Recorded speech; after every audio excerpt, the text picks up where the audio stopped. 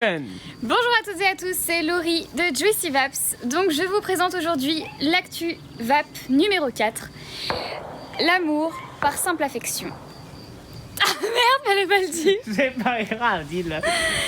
Donc, en news numéro 1, Suisse, e-cigarette, un accès facilité pour les mineurs.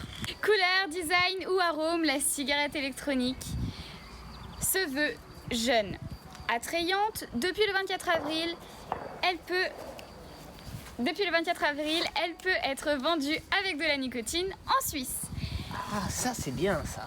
Au moins, il y aura un meilleur sevrage tabagique en Suisse et moins de monopole des géants du tabac. Chut. C'est qu'en attendant 2022 et la nouvelle loi sur le tabac, la distribution aux mineurs n'est pas réglée et donc légale. Alors Laurie, personnellement, qu'est-ce que tu penses de la distribution d'e-cigarettes aux mineurs? Attends Alex, 2 secondes, attends que je sorte l'actu là. Putain, il y a grave des choses à lire. Celle-là, tu peux la prendre dans la main si tu veux. Ouais. Alors Laurie, que penses-tu sérieusement de la distribution des e-cigarettes aux mineurs de moins de 18 ans en Suisse ou dans n'importe quel pays d'ailleurs? Je pense en ayant été fumeuse,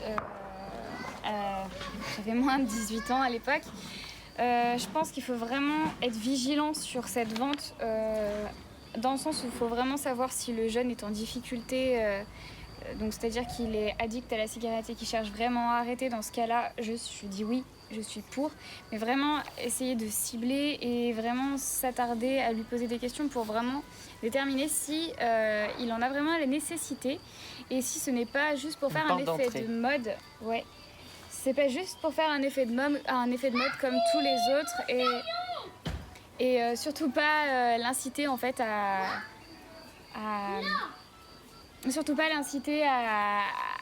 vaper alors qu'il était non fumeur. Perfectly, je te laisse continuer. Allez. Voilà. Donc pour la news numéro 2, c'est Infobatch. Donc Rage Skunk, une box de 155 watts. Désir. Oh my. C'est quoi ça? Home Boy. Boy aussi.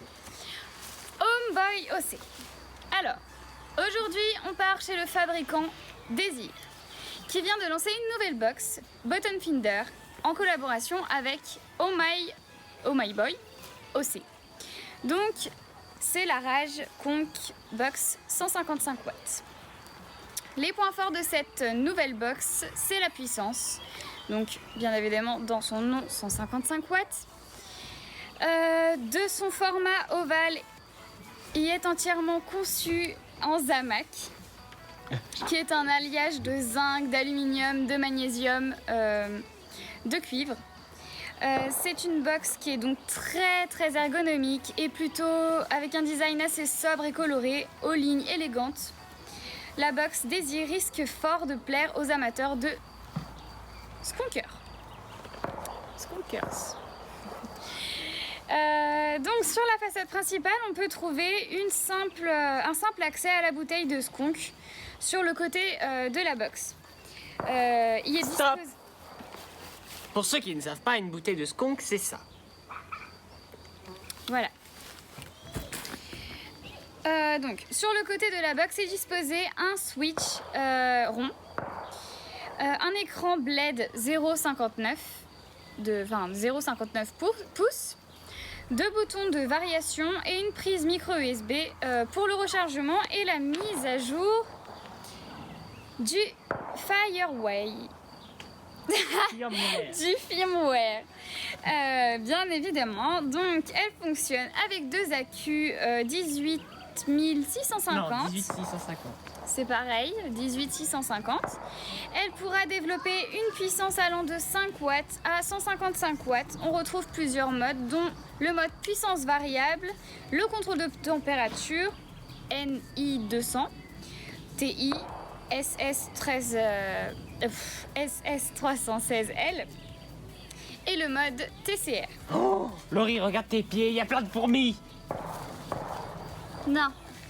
Accès réservé au personnel de Juicy On parle d'un skunker, donc la box sera équipée d'un pin. Lolo, après, on a dit 5 minutes. Oui? Je vais juste faire quelque chose là-bas. Ouais.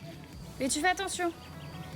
On parle d'un skunker, donc la box sera équipée d'un pin 510 bottom finder. Ça sent des pics, ça sent Kinder. Et sera délivré avec un flacon de skunk d'une contenance de 7 ml. Donc, en finition, on est sur un Zamac connectique en acier inoxydable. Les dimensions sont donc de 109 mm par 53 mm et 30 mm. En énergie, on est, comme je vous l'ai dit, sur deux accus 18650. On est d'une puissance de 5 à 150 watts. Le voltage de sortie est de 0 à 80 volts. Le mode de fonctionnement, c'est une puissance variable et aussi CT et TCR.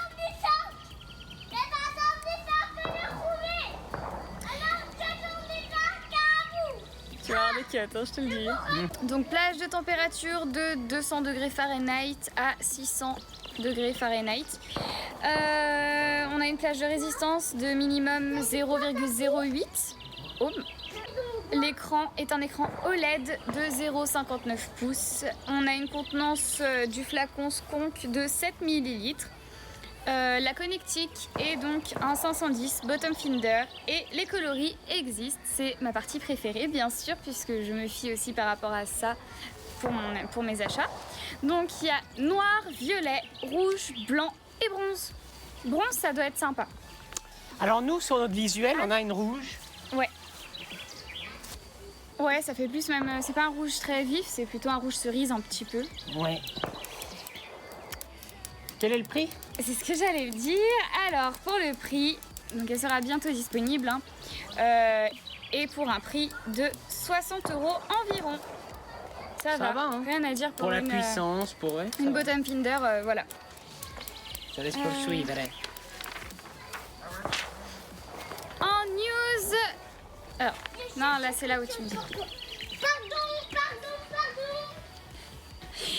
Bonjour à toutes et à tous, c'est Laurie de Juicy Vaps. Je vais vous parler aujourd'hui de l'explosion. Je ne vois pas comment on pourrait dire en fait, c'est plutôt une mise en garde. Donc voilà. Je voulais expliquer que c'est pas les cigarettes électroniques qui sont dangereuses en fait. Donc il y a maintenant quelques semaines, il y a eu un décès en Floride suite à l'explosion d'une batterie. De la batterie de son mode de cigarette électronique. Donc. Oui, faut que tu dises ça parce que. Donc, il y a maintenant quelques semaines, un décès a été déclaré d'un homme en Floride suite à l'explosion de la batterie de son mode mécanique. Bien sûr, on parle de cigarette électronique sans sécurité. Donc voilà. Une première qui fait tâche pour l'e-cigarette. Si les médias sont emparés de l'affaire, certains experts tentent de rappeler une chose essentielle. Ce ne sont pas les cigarettes électroniques qui sont dangereuses, donc je suis tout à fait d'accord avec ces experts qui le disent. Voilà. Donc il faut bien comprendre que ce sont les batteries qui sont dangereuses. Donc depuis cette affaire, ce sont des centaines d'articles accusant l'e-cigarette qui tombent à travers les différentes rédactions du pays. Pourtant, si ce fait divers est dramatique, il ne faut pas oublier qu'il y a eu un décès. Soyons une fois de plus clairs sur le sujet, il y a autant de chances de voir une cigarette électronique exploser qu'un smartphone. Et oui, on a eu le cas pour le Galaxy Note 7. Voilà, la gamme Samsung a eu énormément de soucis avec des batteries qui explosaient. Encore une fois, ce n'est pas le téléphone le responsable. ce n'est pas le téléphone le responsable, c'est bien évidemment la batterie. On parle du Galaxy Note 7, mais chaque gamme de téléphone, il y a toujours des séries qui sont mal faites, hein. Enfin mal conçues. Il y a des iPhone 10 qui ont explosé, il y a des iPhone 8 qui ont explosé, il y a des Galaxy S9 qui ont explosé, Voilà. mais c'est des mineures parties, pas comme le Galaxy Note 7où ça avait pris une ampleur phénoménale. Je te laisse poursuivre. Exactement. Jean Moiroux rappelle qu'il y a également deux types de cigarettes électroniques. Il y a l'électronique et le mécanique. Donc, l'e-cigarette dite mécanique est un simple tube composé d'une batterie, d'un bouton de déclenchement et d'un connecteur. Il n'y a pas d'électronique, c'est tout justement en fait mécanique. D'où leur nom en fait. La résistance est mise en contact direct avec la batterie. Et en cas de court-circuit, la batterie peut exploser. Ça se passe exactement de la même manière avec tous les appareils électroniques qui contiennent une cellule d'énergie où il n'y a pas de sécurité, puisque là, en l'occurrence, dans ces cigarettes-là, il n'y a pas de sécurité. La cigarette dite électronique est un boîtier composé d'une batterie associée à un circuit électronique. Cette puce qui permet de contrôler la puissance et la température empêche les courts-circuits. En fait, tout simplement, on a des courts-circuits, ça peut arriver à n'importe quel moment. Mais voilà, c'est vrai qu'en utilisant ces produits, quand on a tendance à ne pas vérifier, à ne pas prendre soin de son matériel, puisque bien sûr, il faut vérifier à ce que toutes les connectiques soient propres, qu'elles n'aient pas de soucis, qu'elles soient bien. Voilà. À la limite, privilégie plutôt des produits comme ceux-là qui sont des cigarettes électroniques et non des modes mécaniques. Si vous êtes expert et que vous êtes passionné de vape, il n'y aura aucun souci. Voilà. Mais par contre, il faudra bien vérifier qu'il n'y a aucun souci avec vos résistances ou alors que vous ne mettez pas vos accus à l'envers, par exemple. Donc en fait, on vous demande juste, en utilisant ces produits, d'avoir plus de vigilance pour éviter justement les explosions. Donc l'utilisation des accus demande aussi certaines règles de sécurité. On a pu vous en parler dans une vidéo précédente. Comme pour 90% des explosions d'accus, ce n'est pas la e-cigarette qui est en cause, comme je vous l'ai dit, mais l'utilisateur, c'est-à-dire s'il ne respecte pas les règles. Donc voici quelques points. Il ne faut pas utiliser un mode mécanique si vous n'avez pas les connaissances nécessaires. Comme Alexandre vous l'a dit, si vous n'êtes pas qualifié, enfin si vous ne connaissez pas encore assez bien la vape, ne vous aventurez pas dans ce style de vape, puisque oui, elle était à la limite, on pouvait dire avant, plus puissante. Maintenant, on arrive à avoir des modes électroniques qui sont quand même plus évolués, donc qui arrivent à talonner le mode mécanique. C'est aussi une autre vape. Et soyez vigilants et prenez soin en fait de votre matériel, tout simplement. Et il ne faut pas aussi l'utiliser avec n'importe quel accu. Privilégiez les accus de marque Samsung par exemple, qui sont vendus par vos shops, enfin j'espère. Et voilà, c'est pareil, si vous voyez que votre accu est abîmé, changez-le, ne prenez pas le risque, ou alors remettez un wrap par-dessus. Ne prenez pas le risque de... Voilà, n'attirez pas les foudres. On me dit qu'on récolte ce que l'on a semé, donc voilà. Ne laissez pas... T'as parlé des pièces et des clés? Attends. Il ne faut jamais mettre un ou plusieurs accus dans ses poches. Puisque, déjà, tout simplement, c'est pas bon de laisser deux piles comme ça, sans protection. Elles peuvent rentrer en contact avec des clés, des pièces ou n'importe quel produit métallique qui peuvent faire des courts-circuits. Donc voilà, déjà ça peut aussi favoriser l'explosion de vos accus. Donc c'est pour ça que dans vos shops, je suppose, ou même sur internet, ça coûte vraiment pas cher. Nous, je sais que notre shop nous le fournit. Dès qu'on achète un accu, on a des boîtes. Donc il existe deux types de boîtes. On a une boîte, donc c'est carré. T'aurais dû en avoir une là. Ah bah j'en ai une dans mon sac. Allez où? Il est où? La trouver. Pose par terre. Merci, il est temps. Quoi? Je l'ai mis ce matin.